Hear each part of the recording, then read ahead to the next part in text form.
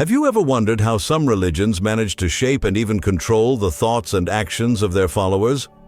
What would it be like to live in a world where your ability to think for yourself is taken away and you act only according to an imposed doctrine?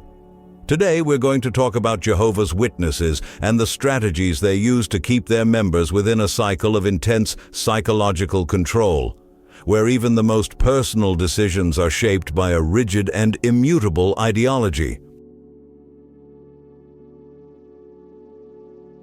Imagine that you have never had contact with the Jehovah's Witness religion. You meet someone in the street or are invited to a meeting at home, not knowing what to expect. What you don't know is that, from the very first meeting, something very specific begins to happen. They start implanting ideas that, over time, can completely transform your worldview. You get involved in Bible studies that seem harmless. At first, they just seem like religious study, but soon they become the center of your life. Little by little, you are led to believe that following this religion is an urgent necessity, and without realizing it, you begin to enter a process that many describe as gradual brainwashing. One of the most effective strategies Jehovah's Witnesses use to maintain control is social isolation. The more isolated a person is from their friends, family, and even different ideas, the more dependent they become on the religious community.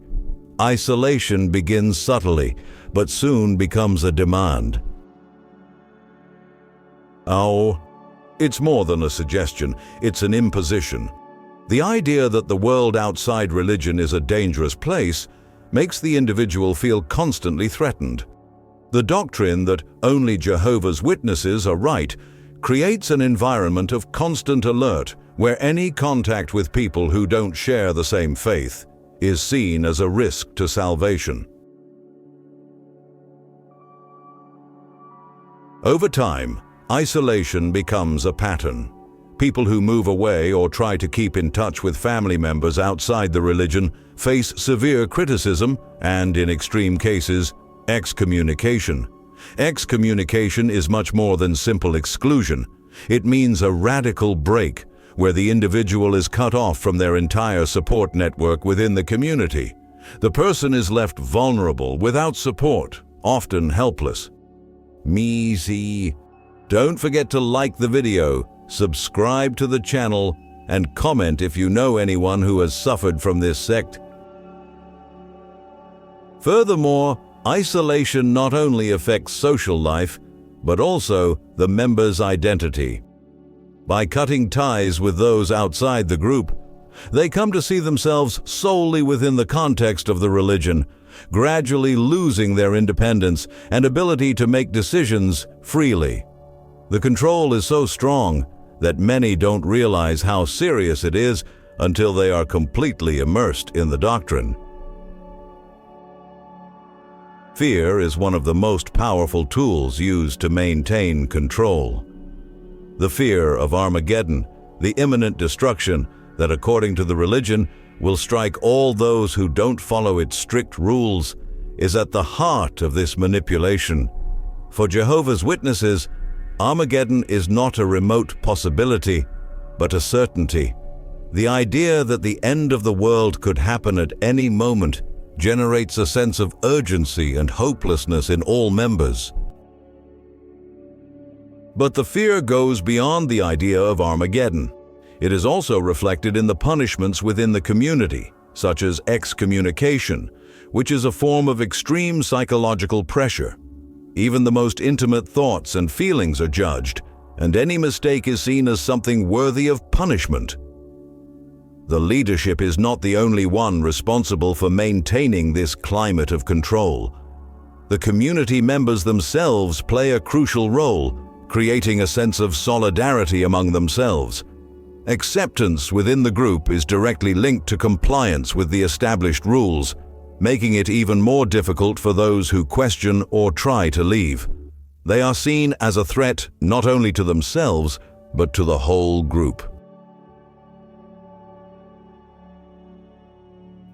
As well as controlling physical behavior, religion also tries to control what you think. The outside world is seen as a constant battle between good and evil, and there is no room for doubt or questioning. The doctrine is rigid and does not allow for variations. Everything the follower needs to know comes from the leadership. Any thought outside this line is considered dangerous and a threat to salvation. Imagine living under the weight of having your thoughts watched and being constantly reminded that any failure could spell your doom.